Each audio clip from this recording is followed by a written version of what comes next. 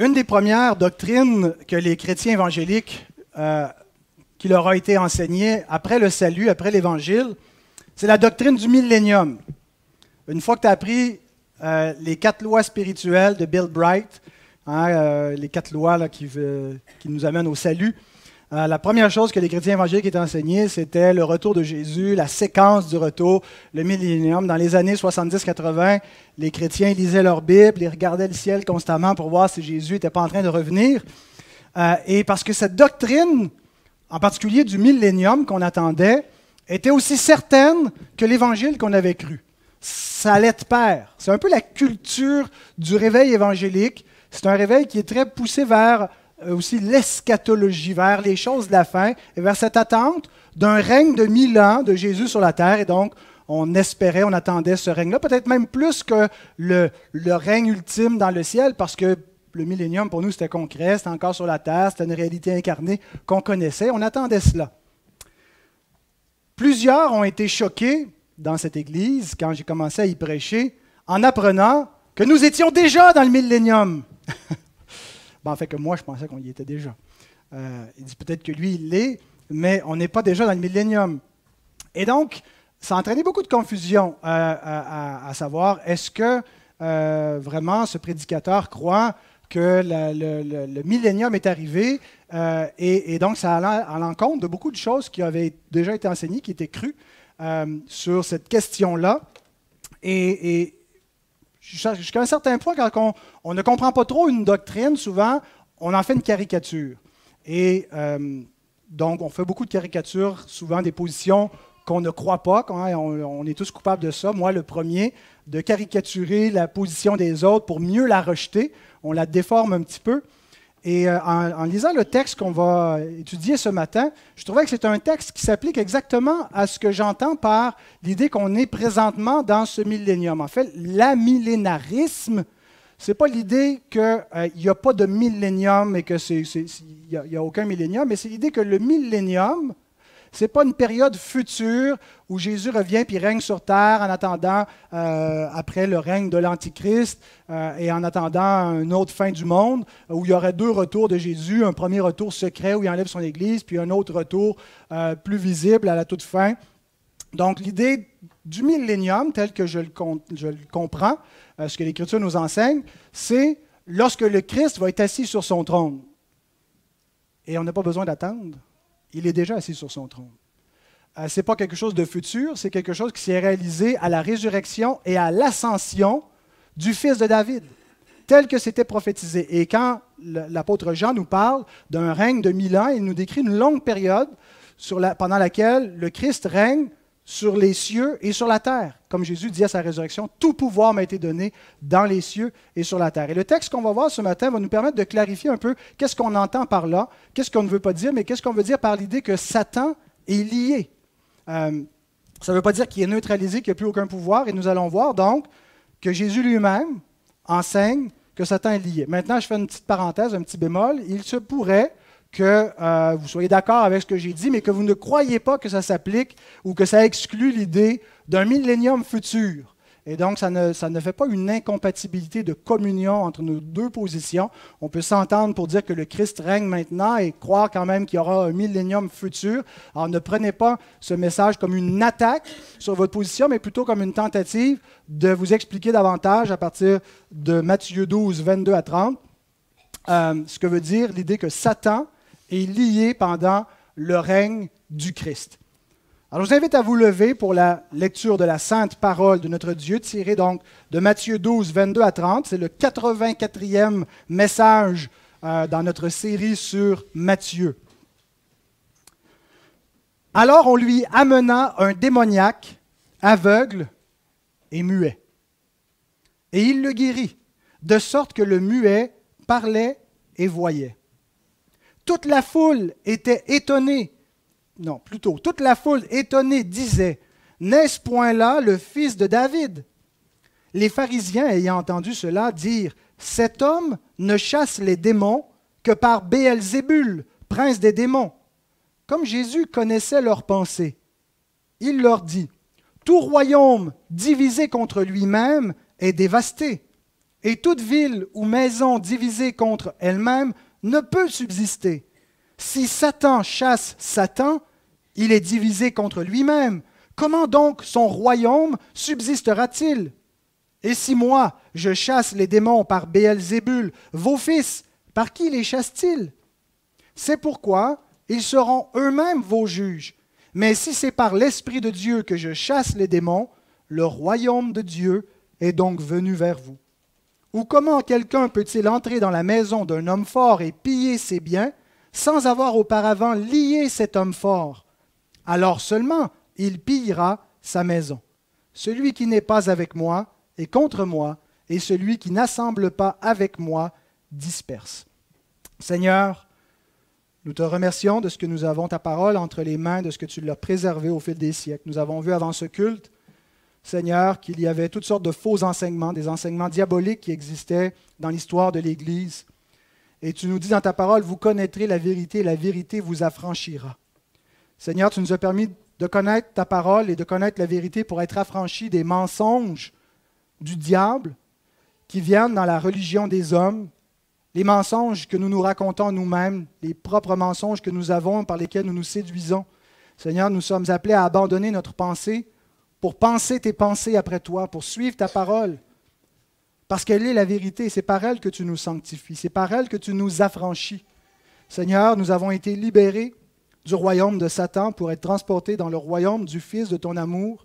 Et nous voulons y vivre. Nous voulons y vivre comme des enfants de liberté, des enfants de lumière.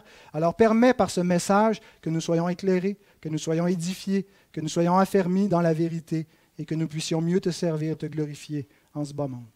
Au nom de Christ, Amen.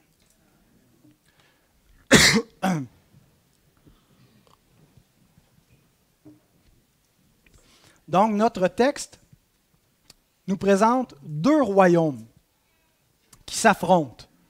Le royaume de Satan, qui est désigné ici par Béelzébul, le prince des démons, qui est aussi nommé directement Satan, qui est le diable, le serpent ancien qui était dans le jardin au commencement, qui est le dragon qu'on voit dans l'Apocalypse, qui est le prince de ce monde de ténèbres. Il y a son royaume et il y a le royaume de Dieu, qui est aussi parfois appelé le royaume des cieux. Donc, on a vu qu'il est venu, qu'il est entré dans ce monde avec l'arrivée du roi, parce qu'un royaume vient avec un roi. Donc, le Christ est le roi, le fils de David qui était attendu, qui vient pour régner, qui vient établir le royaume. Et ce royaume est déjà venu et il va croissant jusqu'au moment final où il sera manifesté dans toute sa splendeur. Il est encore invisible. L'Église en est sa manifestation visible dans le temps présent. Et ces deux royaumes sont en rivalité. Et c'est sous l'angle de la rivalité des royaumes que j'ai abordé la péricope de ce matin, sous trois sous-points de la rivalité. Nous allons voir la rivalité des royaumes démontrée dans la mise en scène du verset 22 à 24, où nous voyons donc Jésus qui délivre quelqu'un du royaume de Satan et le royaume de Satan qui riposte par une attaque verbale. Nous voyons dans un deuxième temps la rivalité des royaumes expliqués par Jésus, Jésus qui donne un enseignement pour expliquer ces deux royaumes, leur nature et la confrontation qui existe entre les deux. Et le dernier verset, une courte conclusion au verset 30, la rivalité des royaumes appliqués. Donc voilà le patron, le plan que nous allons suivre, la rivalité des royaumes démontrée, expliquée et appliquée. Alors, dans la démonstration de cette rivalité, c'est un peu la mise en scène qu'on voit. Qu'est-ce qui se passe?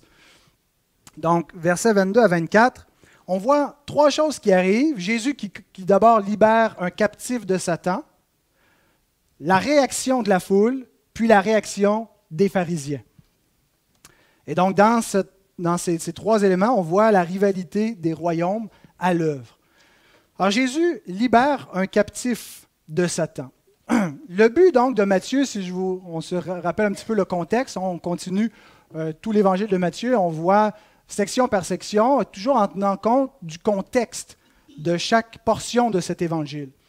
Matthieu nous a présenté que Jésus est le Messie et il a ajouté des précisions à la fin du chapitre 11 pour nous montrer que c'est lui qui donne le repos Et il nous montre donc qu'il est donc le maître du sabbat au début du chapitre 12, et ce qui fait que les pharisiens s'opposent à lui, ils n'aiment pas son enseignement, ils transgressent leur tradition, non pas la loi de Moïse.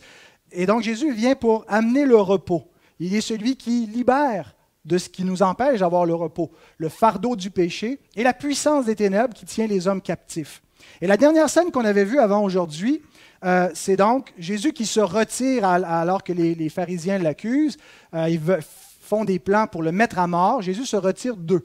Et Matthieu répondant en quelque sorte à la question, mais s'il est le Messie, comment se fait qu'il rencontre de l'opposition à son règne, à son royaume? Où est son autorité? Où est son pouvoir? Et là, il avait cité Ésaïe, une prophétie où il est annoncé que le Messie ne viendrait pas avec un bras de fer immédiatement pour écraser tous ses ennemis, mais qui viendrait avec douceur, avec humilité, qui ne briserait pas le roseau cassé, qui n'éteindrait pas le lumignon fumant, et qui serait donc patient, plein de grâce. Avant donc d'écraser ses adversaires, il devait d'abord établir la justice, et on a vu donc dans quelle étape ça devait se dérouler. Et donc Matthieu se servait de la prophétie d'Ésaïe 42, mais il n'a cité que les versets 1 à 4 d'Ésaïe 42.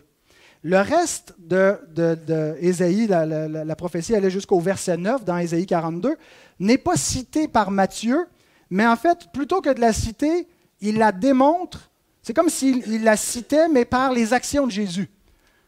Le texte d'Ésaïe, après avoir prophétisé des choses concernant le Messie, concernant son règne, concernant son abaissement, sa douceur, le texte continue au verset 6 et 7 en disant « Moi, l'Éternel, je t'ai appelé pour le salut. » Donc, c'est l'Éternel qui parle à son oint, à son Messie, Dieu qui parle à Dieu, mais Dieu en tant que Messie incarné. « Je t'ai appelé pour le salut, et je te prendrai par la main, je te garderai, et je t'établirai pour traiter alliance avec le peuple, pour être la lumière des nations, pour ouvrir les yeux des aveugles, pour faire sortir de prison le captif et de leur cachot ceux qui habitent dans les ténèbres. » Jamais on a vu dans l'histoire de Jésus la théologie de la libération dans les évangiles où Jésus vient puis il ouvre magiquement des portes de prison puis fait sortir des prisonniers.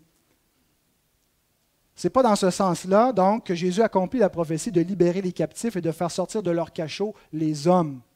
Le règne messianique n'est pas contre l'idée d'un système pénal où des gens peuvent être emprisonnés, mais c'est spirituellement. Et donc, Matthieu, plutôt que de citer les versets 6 et 7 qui s'appliquent, il nous les démontre. C'est comme si la citation continue par Jésus qui accomplit ce qui est dit, qui ouvre les yeux des aveugles et qui libère ceux qui sont captifs de Satan. Alors, on a un homme qui nous est présenté qui est un captif de la puissance du diable. Il nous est dit qu'il est un démoniaque, qu'il était aveugle et muet. Et le Seigneur, donc, selon la prophétie d'Ésaïe, tout de suite après qu'il a été présenté comme le Messie humble et doux, c'est aussi le Messie qui vient être la lumière des hommes, ouvrir les yeux des aveugles et les faire sortir de leur captivité. Charles Spurgeon écrit « L'esprit impur, le démon, le détenait en ayant fermé les fenêtres et la porte de son âme. Le captif était aveugle et muet. Les fenêtres et la porte de son âme étaient fermées. Il ne pouvait pas voir et il ne pouvait pas appeler.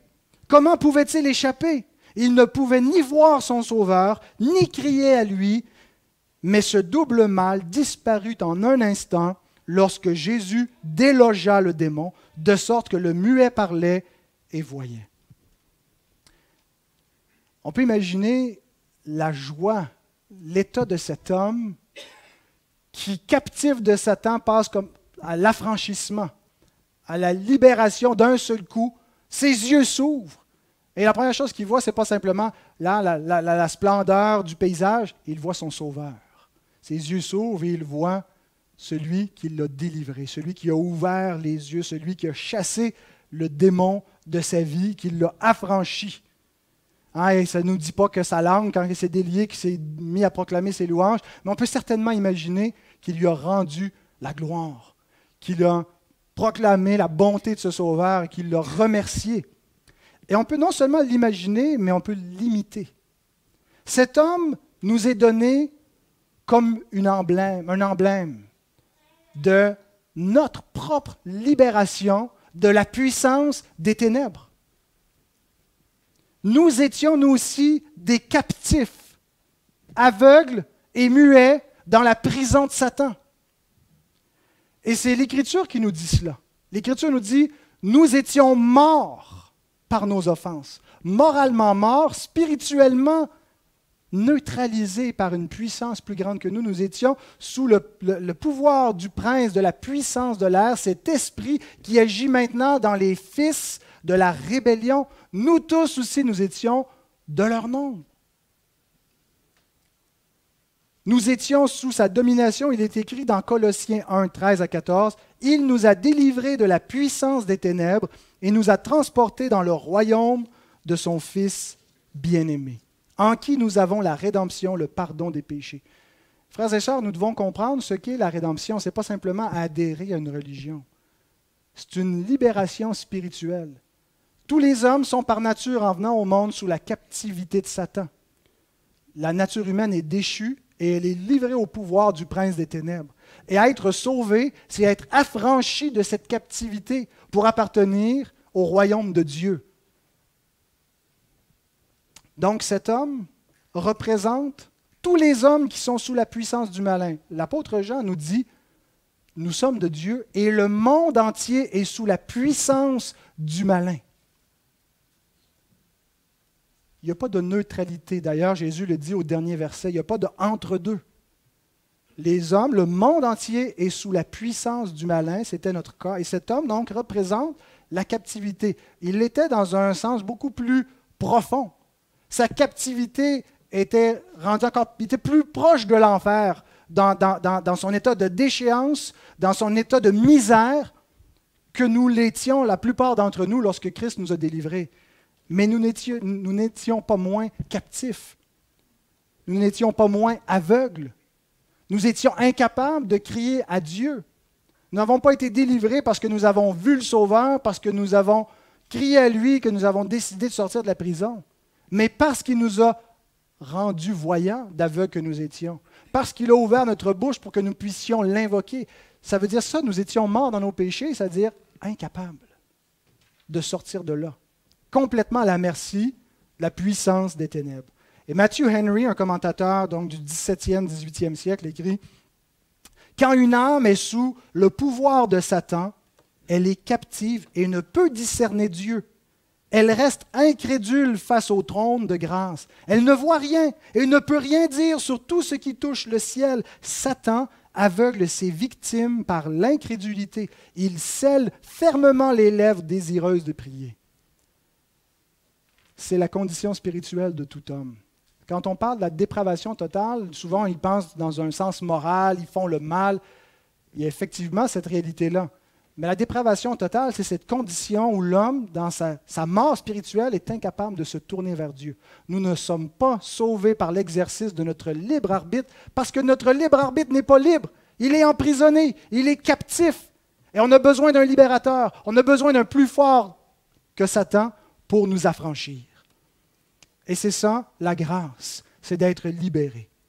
Donc voilà la mise en scène. Maintenant, on a toujours dans ce premier point de la confrontation de ces deux royaumes, la réaction d'abord de la foule au verset 23. Toute la foule étonnée disait « N'est-ce point là le fils de David ?» Et on a l'impression, en lisant ça, qu'enfin ils reconnaissent que malgré les doutes d'abord, ça ne peut pas être le fils de David, parce que ce n'est pas un roi, c'est le fils d'un charpentier, c'est un nobody, il n'y a pas de royaume, il n'y a pas de puissance, même les chefs religieux de notre nation ne le reconnaissent pas, ils veulent le tuer. Et là, ils réfléchissent, peut-être que c'est le fils de David. Mais en fait, le sens, ce n'est pas tant qu'ils l'ont reconnu et qu'ils ont affirmé qu'il était le fils de David, mais c'est plutôt, est-ce que ça se pourrait vraiment que ce soit lui le fils de David? C'est une question qu'ils posent, qui suggère peut-être un oui, mais qui tend plus vers le non. Ils ont des doutes. Être étonné du Christ, reconnaître que le Christ a bouleversé le monde, ce n'est pas la foi. Reconnaître que Jésus est un homme exceptionnel, comme beaucoup de gens le reconnaissent aujourd'hui, des universitaires. Il faut vouloir délibérément être incrédule pour remettre en question l'existence du Christ. Le monde a été bouleversé par sa venue. La terre est remplie en ce moment d'églises qui, partout dans le monde, invoquent son nom, s'approche de Dieu par lui. Il n'y a personne qui a bouleversé davantage le monde que le Christ le fait, et pourtant il n'a agi publiquement que pendant 3 années et demie. Mais s'étonner de cela, ce n'est pas la foi. Ne pas être hostile au Christ, ne pas s'asseoir avec les pharisiens pour comploter pour le tuer, ce n'est pas devenir un disciple. C'est bien déjà de se questionner, de réfléchir. Pourrait-il être le Messie? Pourrait-il être le fils de David? Mais si on n'en reste qu'à des questionnements, qu'à une ouverture d'esprit qui ne se positionne jamais, qui ne l'embrasse jamais par la foi, qui ne devient jamais son disciple, ben on reste dans le camp des pharisiens. Jésus dit, si quelqu'un n'assemble pas avec moi, si quelqu'un n'est pas avec moi, il est contre moi. Il n'y a pas de neutralité dans le combat de ces deux royaumes. Mais donc, cette ouverture d'esprit de la foule était déjà trop pour les pharisiens. Quand ils voient donc la foule qui se questionne et qui remet en question l'avis des pharisiens, leur objection au Christ, ben, ils renchérissent dans leur hostilité contre lui. Ils ne peuvent pas nier qu'il vient de se passer un miracle. Ils ne peuvent pas nier que l'instant d'avant, il y avait un homme muet, un homme aveugle, un homme possédé par un démon qui maintenant est affranchi, voit et parle. Et que ça s'est fait par Jésus. Alors, comment l'expliquent-ils? Ils ne peuvent pas le nier. Alors, ils disent que c'est par la puissance des ténèbres qu'ils le font. Et ce que nous voyons ici, c'est la réaction des fils du diable. Je les ai appelés ainsi parce que Jésus les appelle comme ça dans Jean 8, un autre passage où les pharisiens et les Juifs accusent Jésus d'avoir un démon. Tu as un démon quand il leur parle d'Abraham, qu'Abraham a vu son jour. Voyons donc, tu n'as pas 50 ans, puis tu as vu Abraham. N'avons-nous pas raison de dire que tu es un Samaritain et que tu es un démon? Et Jésus dit, Jean 8, 44, 45, « Vous avez pour père le diable. » Donc vous êtes les fils du diable, et non pas... Ce n'est pas Dieu votre père. « Et vous voulez accomplir les désirs de votre père. Il a été meurtrier dès le commencement. Et il ne se tient pas dans la vérité parce qu'il n'y a pas de vérité en lui. Lorsqu'il profère le mensonge, il parle de son propre fond, car il est menteur et le père du mensonge. Et moi, parce que je dis la vérité, vous ne me croyez pas. » Quand on lit « Vous avez pour père le diable », on se dit « Ouh, quelle insulte !» Et on se sent renforcé dans notre tendance parfois à vouloir riposter contre les hommes et leur dire des insultes. Mais Jésus ne le faisait pas dans une animosité de cœur. Il va y avoir des moments où il va y aller avec abondance du cœur dans sa rhétorique contre les pharisiens. Mais souvenons-nous de ce que Pierre nous a dit, qu'insulter, il ne rendait pas l'insulte ou l'injure. Qu'il la supportait. Et on l'a vu dans la dernière péricope. Il se retire de ses adversaires. Il ne casse pas le roseau brisé. Quand il leur dit « Vous avez pour père le diable », ce n'est pas d'abord une insulte, c'est une déclaration qui concerne leur état spirituel. Ce n'est pas une offense, ce n'est pas une insulte qu'il essaie de leur faire. Jean, en fait, nous explique ici les paroles de Jésus comme c'est leur condition spirituelle. Il n'y a que deux royaumes. Soit qu'on a pour père Dieu, ou soit qu'on a pour père le diable. Mais on ne peut pas avoir pour père Dieu et vouloir tuer le Fils de Dieu. On ne peut pas avoir pour père Dieu et penser que le Fils de Dieu a un démon. Et donc, s'ils agissent ainsi, c'est parce qu'ils ne connaissent ni Dieu ni celui que Dieu a envoyé et que leur père, spirituellement, c'est le diable. Ils sont encore sous la puissance des ténèbres. Ils ne sont pas régénérés, ils sont morts dans leur péché. Alors, ce n'est pas une insulte, c'est une déclaration de leur état spirituel. Cet homme ne chasse les démons que par Béelzébul, prince des démons. Donc, Béelzébul, ça vient donc de l'Ancien Testament. Baal-Zéboub, qui à longue s'est translittéré vers Béelzébul, donc le dieu d'Écron qu'on voit dans 2 Rois 1. Baal, dans l'Ancien Testament, c'est une des manifestations, une des nombreuses manifestations de Satan dans des fausses religions, dans des faux dieux locaux. Donc, il est donc celui qui se cache derrière cette idole, derrière ce faux Dieu. Et ce n'est pas la première fois que les pharisiens disent ça. Il y a, dans Matthieu 9, souvenons-nous, on a vu quand Jésus a guéri un autre démoniaque muet, qu'ils ont dit la même chose, que c'est par Satan qu'il agit ainsi. Jésus, dans Matthieu 10, 25, dit « Ils ont surnommé le maître de la maison Baal-Zébul ». Ce n'est pas simplement qu'il le fait par sa puissance, mais c'est qu'il est lui-même Baal-Zébul. Et donc, il dit « Ils vont vous dire la même chose de vous ». Ils ne vont pas dire que vous servez Dieu, mais que vous êtes des serviteurs des ténèbres. Vous avez de la haine, vous prêchez un évangile qui est contre l'homme, contre le progrès de l'humanité, vous servez le diable. Et c'est le genre de discours qu'on entend de plus en plus. Ils ne vont pas nécessairement le dire dans ces termes-là, mais qu'on change la vérité en mensonge. On appelle le bien mal et le mal bien. On change la douceur en amertume et l'amertume en douceur, les lumières en ténèbres et les ténèbres en lumière. Alors, les pharisiens qui sont les fils de Baal. Voyez l'ironie? Ils le traitent d'être le diable, mais c'est eux qui en sont les fils. Ils sont les fils du diable en raison de leur condition spirituelle. Ils sont remplis de colère et de jalousie contre le Christ. Alors on voit dans cette première scène la rivalité des deux royaumes à être manifeste. Ce qui nous amène à la réponse de Jésus, dans laquelle on retrouve la rivalité des royaumes qui nous est expliquée.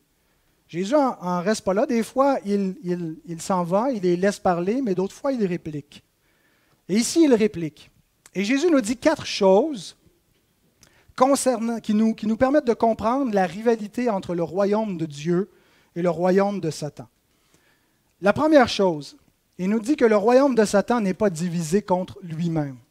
Relisons les versets 25 et 26.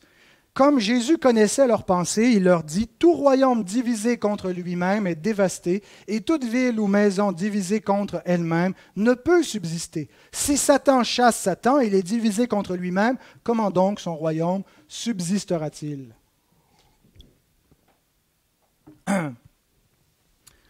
Il est vrai que le royaume de Satan est rempli de division, est rempli de destruction. C'est un royaume de guerre, c'est un royaume de méchanceté. C'est un royaume donc, qui est divisé, mais pas contre lui-même. Quand il y a une guerre civile, généralement, ça vient de ceux qui sont sous le pouvoir et qui veulent s'émanciper, se rebeller, renverser le pouvoir. Mais ce n'est pas le pouvoir qui se fait la guerre à lui-même. Jamais on ne voit ça. Et c'est ce que Jésus est en train de leur dire. Oui, il y a des guerres civiles dans le royaume de Satan, mais ce n'est pas Satan qui se fait la guerre à lui-même. C'est l'essence de son royaume d'être comme ça. Et plus il y a de ces divisions et de ces guerres, plus son royaume est bien affermi. Plus il réussit à dominer les hommes, parce que le royaume de Satan consiste à entraîner les hommes dans une rébellion et une défiance à Dieu. D'où vient-il ce royaume? Souvenons-nous quand Satan tente Jésus au désert et qu'il lui, dans une des tentations, il lui montre tous les royaumes de la terre en un instant et il dit, si tu te prosternes devant moi, je te donne le royaume qui est à toi. Hein, tu es venu pour régner, je te le donne en un instant parce que tous ces royaumes m'ont été livrés. Bien que Satan soit un menteur, ici, il dit la vérité. On apprend en lisant les Écritures que Dieu a placé toute sa création sous l'autorité de l'homme, n'est-ce pas? Psaume 8. Qu'est-ce donc l'homme pour que tu te souviennes de lui? On l'a chanté dans le psaume de la création. Dieu l'a fait de peu inférieur à lui. Ça ne veut pas dire qu'il n'y a pas une grande distance entre Dieu et la créature. Ça veut dire qu'après Dieu, c'est l'homme. Aussi grand soit la distance entre l'homme et Dieu, le garant, le gérant, le roi de la création, Dieu l'a placé au commencement, c'est l'homme. Qu'est-ce qui s'est passé au commencement? L'homme qui a été placé pour garder le jardin que Dieu lui a donné, pour le défendre, pour le préserver, ne l'a pas défendu, n'a pas suivi la parole de Dieu, n'a pas vécu de la parole de Dieu en la mettant en pratique, mais s'est rebellé à la parole de Dieu en suivant la parole du serpent, a écouté la parole du diable plutôt que la parole de Dieu. Et il est mort, et il s'est livré à la puissance de la mort. Et depuis, Satan est le prince de ce monde. Et il a reçu ce pouvoir quand Adam lui a livré au commencement. Et c'est pour ça que Dieu va envoyer un nouvel Adam, qui va s'abaisser pour un peu de temps sous la puissance des anges déchus, afin de renverser la puissance du diable, pour rétablir le royaume et l'autorité que Dieu a donnée à l'homme au commencement. Alors, ce qu'on voit dans Hébreux 2, c'est l'accomplissement du psaume 8. Le psaume 8 qui nous dit « Dieu a placé toutes ses œuvres sous les pieds de l'homme ». Il nous dit pas, le psaume 8 ne nous parle pas de la chute, on sait qu'elle est arrivée, mais le psaume 8 nous décrit l'idéal qui va être établi par le Christ. Donc, Jésus nous dit que ce royaume, celui de Satan, subsiste. Et il subsiste non pas en luttant contre lui-même, mais en gardant les hommes asservis à son pouvoir et en les rendant rebelles à Dieu. La manifestation du royaume de Satan, c'est la rébellion des hommes. Quand ils se rebellent contre Dieu, quand ils suivent la voie du péché, peu importe la direction qu'ils vont, peu importe s'ils s'entretuent, Satan n'en a rien à faire. Son pouvoir consiste à amener les hommes à s'opposer à Dieu, à rejeter sa parole, à rejeter son autorité. Et l'Écriture nous dit que ce royaume subsiste dans le monde, qu'il demeure le prince de la puissance de l'air, que le monde entier est sous la puissance de Satan. Une puissance invisible qui agit dans plein de systèmes philosophiques, religieux, politiques dans le monde. Ce n'est pas une puissance qui est uniforme, mais à l'arrière de tout cela, c'est le diable. Alors Jésus dit, il est impossible de comprendre que quelqu'un soit affranchi de Satan et que cet affranchissement vienne de la puissance de Satan. Si cet homme-là a été affranchi d'un démon qui le possédait, ce n'est pas parce que Satan l'a délivré. Satan ne lutte pas contre Satan.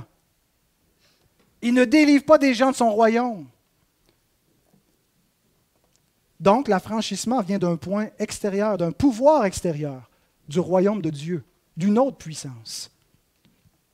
La deuxième chose que Jésus nous apprend, c'est que ceux du royaume de Satan refusent la vérité. Et c'est comme ça que j'interprète le verset 27. « Si moi, je chasse les démons par Béelzébul, vos fils, par qui les chassent-ils? C'est pourquoi ils seront eux-mêmes vos juges. » Ce que ce verset nous montre, c'est que si les pharisiens ne voient pas la logique du premier argument, que Satan ne chasse pas Satan, ce n'est pas parce qu'ils ne le voient pas, c'est parce qu'ils refusent de le voir. Ce n'est pas parce que la logique est tellement évidente que Satan ne peut pas chasser Satan, qu'on ne peut pas sortir du royaume de Satan par la puissance de Satan. S'ils n'arrivent pas à voir ça, ce n'est pas parce que ce n'est pas logique, ce n'est pas parce qu'ils ne le voient pas, c'est parce qu'ils se bouchent les yeux pour ne pas voir. C'est parce qu'ils refusent la vérité qu'ils préfèrent changer la vérité en mensonge plutôt que de se repentir et de s'incliner devant le Fils de David. Et ce faisant, ils se condamnent eux-mêmes. Voici comment fonctionne l'argument, le deuxième argument, le verset 27. Les pharisiens approuvent les exorcistes juifs. Quand il dit « Vos fils, par qui les chassent-ils » Les fils, il ne faut pas s'imaginer que c'est strictement les fils biologiques des pharisiens, ils pouvaient en avoir, mais c'est vos contemporains, vos disciples, les gens, vos co-religionnaires avec qui donc vous partagez la même foi. Eux aussi, il y en a parmi eux qui chassent des démons. Et le résultat est le même. Donc, par qui le font-ils? Et ces exorcistes, vous les approuvez. Et donc, si vous dites qu'eux le font par la puissance de Dieu, c'est quoi la différence avec l'exorciste que je viens d'opérer? Alors, si vous approuvez d'un côté ce qu'eux font et que vous me désapprouvez, vous vous condamnez vous-même parce que vous approuvez, ou vous les condamnez eux en me condamnant moi. Ce qu'on voit ici, ce qu'il faut surtout faire ressortir, à mon avis, c'est que leur problème n'est pas tant avec ce que Jésus a fait, c'est avec Jésus lui-même. Ce qui caractérise les fils du royaume des ténèbres, c'est leur refus de s'incliner devant le Fils. Le psaume 2. Le psaume 2 nous dit que Dieu a établi son roi sur sa montagne sainte. Le fils de David, c'est le roi à qui Dieu dit « Je t'ai engendré, aujourd'hui tu es mon fils. Tu vas régner, je t'ai donné les nations pour héritage, tu vas les faire paître avec une verge de fer. » Comment se finit le psaume 2? Venez devant le Fils, embrassez-le, confiez-vous en lui de peur que sa colère n'éclate et qu'il vous consume dans son jugement. Et ce qui caractérise les fils des ténèbres, c'est qu'ils refusent de faire ça. Leur problème est avec le roi. Leur problème est avec Christ. Leur problème, c'est qu'ils ne veulent pas que Christ règne sur eux. Ils le refusent, ils le rejettent. Et donc, pour le rejeter, ils ont besoin de trouver des façons pour expliquer qu'il n'est pas celui qu'ils attendent, parce qu'ils n'en veulent pas de lui. Eh bien, c'est toujours ce que font les fils des ténèbres. Pour rejeter Dieu, ils doivent changer la vérité en mensonge. Et parfois, ça les amène à avoir 2 poids, 2 mesures. Ils ont 2 poids, 2 mesures. Vous venez de condamner ce que vous approuvez. Ce que je fais, c'est la même chose que vos fils, pourtant vous les approuvez. Alors vous vous condamnez vous-même. Laissons-les être juges entre nous. Si ce qu'ils font est valable devant Dieu, ben ce que je fais est valable aussi. Et donc votre argument n'a aucun poids. Vous devriez vous remettre en question. Mais non, ils ont 2 poids, 2 mesures. Parce que les fils des ténèbres, agissent de manière incohérente en changeant la vérité en mensonge. Et souvent, en faisant ça, donc, ils se condamnent eux-mêmes. Retenir la vérité captive, ce n'est pas seulement être aveugle. Romains 1, toute cette section et ma façon d'interpréter ce passage repose sur Romains 1, 18 à 32, où Paul nous décrit ce qui caractérise la pensée déchue. Et dans ce passage-là, Paul nous montre que l'homme, dans son état naturel, il supprime la vérité. Et plus que ça, il dit, il supprime injustement la vérité. Il y a l'adverbe adikia qui veut dire, ils le font en transgressant la justice. Les hommes, dans leur état de déchéance, s'opposent à la vérité de la révélation. Et ils se condamnent eux-mêmes en le faisant. Parce que tôt ou tard, ils vont être incohérents dans leur athéisme, dans leur refus du Messie, dans leur refus de la vérité, dans leur refus de la repentance. Ils finissent par être incohérents, comme le sont ici les pharisiens.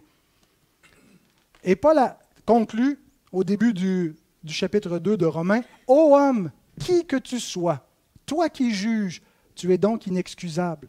Car en jugeant les autres, tu te condamnes toi-même, puisque toi qui juges, tu fais les mêmes choses. » Paul ici n'est pas en train de condamner le fait que les hommes jugent. Il est en train de nous dire que c'est un fait que les hommes jugent. Tout le monde a un jugement. Tout le monde approuve et désapprouve des choses. Et en faisant ça, les hommes finissent toujours par se condamner eux-mêmes. Ils sont incohérents. Et ils montrent, nous savons en effet que le jugement de Dieu est contre ceux qui commettent de telles choses. Nous savons, que le jugement de Dieu contre ceux qui commettent de telles choses est selon la vérité. Et penses-tu, ô homme, qui juge et ceux qui commettent de telles choses, et qui les fait que tu échapperas au jugement de Dieu? Les hommes condamnent chez les autres ce qu'ils font eux-mêmes. C'est la caractéristique d'une pensée déchue et dépravée. Et c'est pourquoi donc Jésus, dans le même passage, va ajouter aux pharisiens, un peu plus loin, versets 36 et 37, je vous le dis, au jour du jugement, les hommes rendront compte de toute parole vaine qu'ils auront proférée, car par tes paroles tu seras justifié et par tes paroles tu seras condamné. Ce n'est pas la justification par nos paroles. L'idée ici, c'est que nos paroles vont servir de juge, vont être dans la balance pour nous condamner nous-mêmes. Et donc, ils se condamnent eux-mêmes en le condamnant parce qu'ils le condamnent sur la base de quelque chose qu'ils ont déjà approuvé chez d'autres. Ils sont incohérents. Et leur problème, en fait, c'est simplement parce qu'ils ne veulent pas reconnaître le Christ. Ils le refusent. Et tout homme, donc, qui refuse Dieu, tout homme qui s'oppose à Dieu, qui dit il n'y a pas de Dieu et qui veut faire Dieu à son image, fait la même chose. Il change la vérité en mensonge. Il finit par se condamner en cours de route. Troisième caractéristique que Jésus nous apprend, il nous apprend que le royaume de Dieu progresse par la puissance de l'Esprit. Au verset 28. Vous êtes toujours avec moi? Lisons le verset 28. Mais si c'est par l'Esprit de Dieu que je chasse les démons, le royaume de Dieu est donc venu vers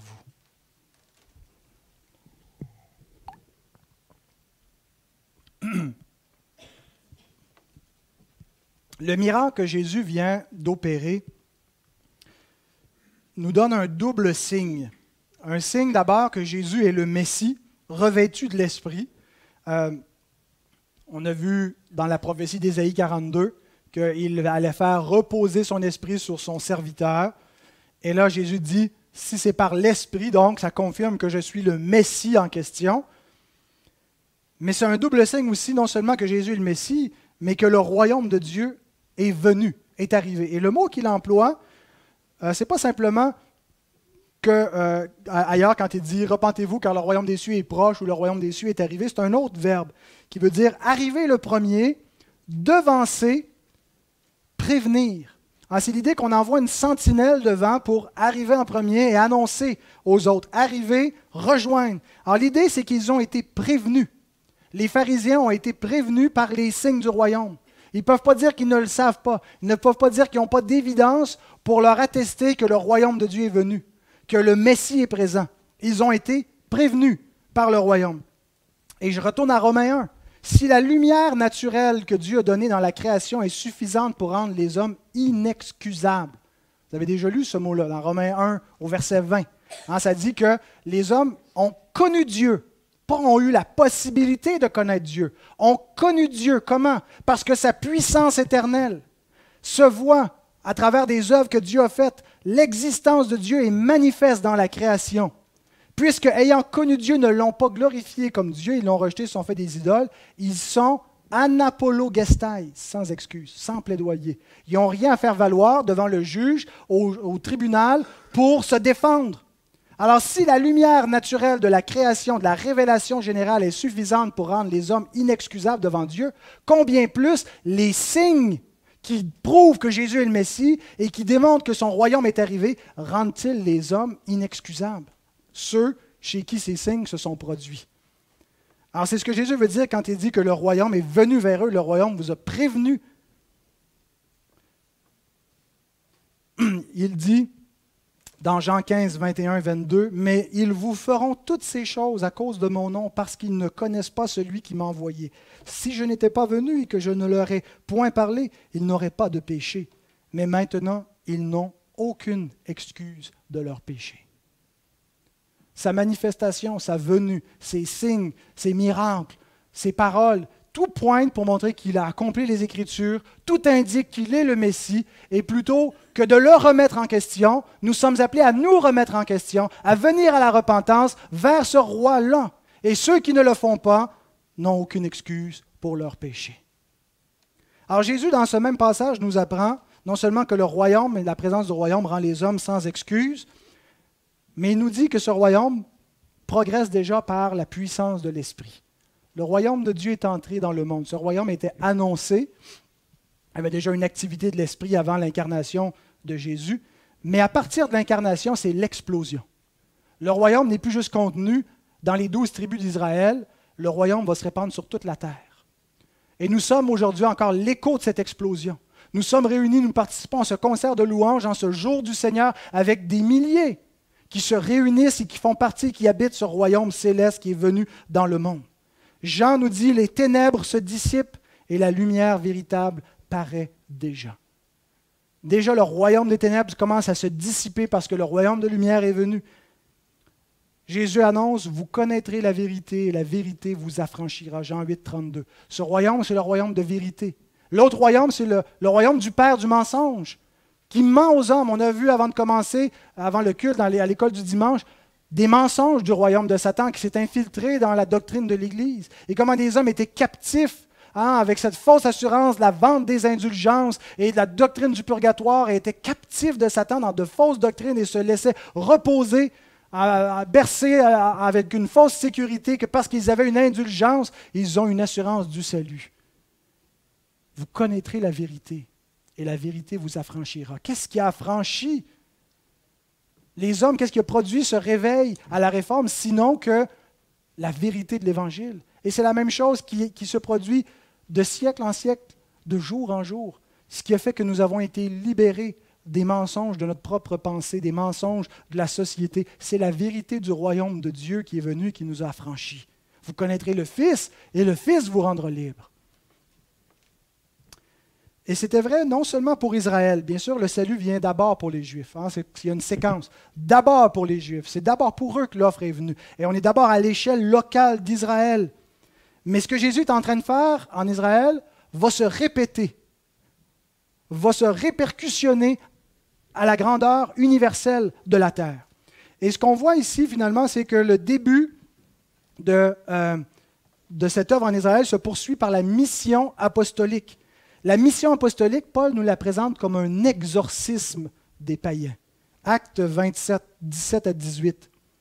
« Je t'ai choisi du milieu de ce peuple et du milieu des païens, vers qui je t'envoie. » C'est le Seigneur qui a appelé Paul, c'est sa vocation. Dieu l'a appelé, je t'ai choisi du milieu d'Israël, qui est du milieu des païens, je t'envoie vers eux, afin que tu leur rouvres les yeux, pour qu'ils passent des ténèbres à la lumière et de la puissance de Satan à Dieu, pour qu'ils reçoivent par la foi en moi le pardon des péchés et l'héritage avec les sanctifiés. Vous voyez, c'est quelque chose de comparable. La conversion, c'est un exorcisme. C'est de passer de la puissance de Satan à la puissance de Dieu, des ténèbres à la lumière. Et c'est par la prédication de l'Évangile apostolique, que ça se produit. Et ce qu'on a dans la délivrance que Jésus est venu opérer, c'est une parabole de cela. C'est une mise en évidence concrète, Mais cet homme, s'il a seulement reçu la vue, reçu la capacité de parler, été débarrassé d'un démon, mais n'a pas reçu la vie éternelle, il est encore captif. Sa vraie libération, c'est son salut, c'est sa régénération, c'est la vie éternelle qu'il a reçue, c'est le pardon de ses péchés. Jésus explique donc ce phénomène de l'affranchissement des nations qui sont dans les ténèbres, qui étaient livrées à la puissance de Satan, comme un exorcisme général dans le monde. Et c'est le dernier point qu'il nous présente au verset 29, le roi, Jésus, qui est venu lier Satan. Dernière chose qu'il nous apprend au verset 29, comment quelqu'un peut-il entrer dans la maison d'un homme fort et piller ses biens sans avoir auparavant lié cet homme fort? Alors seulement il pillera sa maison. Satan, c'est l'homme fort. Jésus est venu piller les biens de cet homme fort. Et les biens en question, ce sont les âmes, les hommes qui sont retenus captifs sous sa domination. Il est venu libérer les captifs. Il est venu libérer les hommes de leur cachot, de leur prison, la prison du péché, la prison de la mort, la prison du diable. Et le verbe que Jésus emploie ici, quand il dit qu'il ne peut pas piller les biens sans avoir auparavant lié cet homme fort, c'est le même verbe qu'on a dans Apocalypse 20 au verset 3. Hein? Quand on voit l'ange qui descend et qu'il a, avec une chaîne, a lié le dragon, le serpent ancien, qui est le diable et Satan. Et souvent, quand on lit ça, on se dit, s'il l'a lié, c'est qu'il est neutralisé. Quelqu'un qui est ligoté ne peut plus bouger. Il ne peut pas se lever, il ne peut plus rien faire. Il est neutralisé, il est lié. Mais ce n'est pas le sens. Ça ne veut pas dire ici que parce que Satan est lié, qu'il est complètement neutralisé. Ça a un sens très spécifique de ce que Satan ne peut plus faire. De quelle façon est-ce que sa puissance elle est liée? Il ne peut plus retenir des captifs dans son royaume. Il y a encore des captifs, mais ceux que le Fils va affranchir, il n'y a rien, il n'y a aucune puissance que Satan a pour les garder captifs. Et c'est la même chose que nous dit Apocalypse 20, verset 3. Il le lia afin qu'il ne séduisît plus les nations. Ce n'est pas il le lia afin qu'il ne fît plus rien du tout et qu'il fût immobile, neutralisé pendant un règne de 1000 ans. C'est il fut lié pour qu'il ne soit plus capable d'empêcher le royaume de Dieu de conquérir et de piller les biens de Satan et de les amener dans le royaume du Christ. Et c'est ce qui nous est décrit dans Colossiens 1. Hein, nous avons été arrachés du royaume des ténèbres de Satan. Il nous a pillés dans sa maison. Parce qu'il avait lié l'homme fort, il nous a amenés dans son royaume à lui, dans sa maison à lui. Ce n'est pas nous qui nous sommes délivrés, c'est lui qui nous a affranchis. J'aimerais vous citer William Hendrickson. Vous savez, cet auteur, c'est lui qui a écrit le commentaire sur l'Apocalypse, Plus que vainqueur, que plusieurs ont lu et apprécié. Il a écrit aussi beaucoup de commentaires sur d'autres livres de la Bible, dont Matthieu. Et il commente ce texte-là pour nous expliquer comment Jésus a commencé à lier Satan. Jésus fait tout cela par le moyen de son incarnation, sa victoire sur le diable au désert de la tentation, ses paroles d'autorité adressées aux démons. Bref, par l'entièreté de son activité, il a commencé à lier Béelzébul, un processus d'enchaînement et de restriction de son pouvoir qui allait être renforcé encore plus au moyen de la victoire contre Satan à la croix et par la résurrection, l'ascension et le couronnement de Jésus. Quand les disciples reviennent de leur mission, les 70, dans Luc 10, versets 17 et 18, et qu'ils ont prêché l'Évangile et dit « Même les démons nous sont soumis en ton nom », qu'est-ce que Jésus leur répond? « Je voyais Satan qui tombait du ciel comme l'éclair. Sa puissance est restreinte. Les captifs se font affranchir. » L'apôtre Jean ne nous dit-il pas que le Fils est apparu afin de détruire les œuvres du diable? Les a-t-il détruites ou non? Jésus dit lui-même avant d'aller à la croix dans Jean 12, « Maintenant a lieu le jugement de ce monde. Maintenant le prince de ce monde va être jeté dehors. Et moi, quand je vais avoir achevé, que je vais être monté au ciel, j'attirerai tous les hommes à moi. » Ça nous dit spécifiquement de quelle façon le diable est neutralisé. C'est qu'il ne peut pas empêcher le Fils d'attirer tous les hommes à lui. Colossiens 2,15 nous dit que Jésus a dépouillé les dominations. Il les a livrées publiquement en spectacle. Il a triomphé d'elles par la croix. Ce n'est pas futur, c'est passé, c'est arrivé, il a triomphé. Hébreux 2,14 nous dit qu'il a rendu impuissant celui qui avait la puissance de la mort, le diable.